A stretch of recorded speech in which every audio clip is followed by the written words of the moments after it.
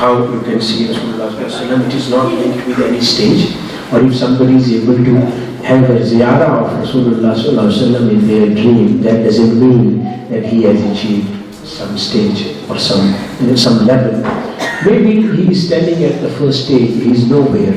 Because Rasulullah sallallahu alaihi wasallam is prophet not just for pious people, but he is prophet of sinners as well. He is prophet of all of humanity. So he can he can bless anyone with his ziyarah. So having his ziyarah is not linked with any acknowledged stage. And to have his ziyarah, you don't have to be at some specific stage of knowledge. You just have to be loyal to Rasulullah sallallahu alaihi wasallam. You have to love Rasulullah sallallahu alaihi wasallam. You have to be sincere with his ummah and his deen. Allah, it is his will. He can bless you anytime. And if you are looking for ziyarah, recite Qadri on Sayyidina Rasulullah sallallahu alaihi wasallam as much as possible.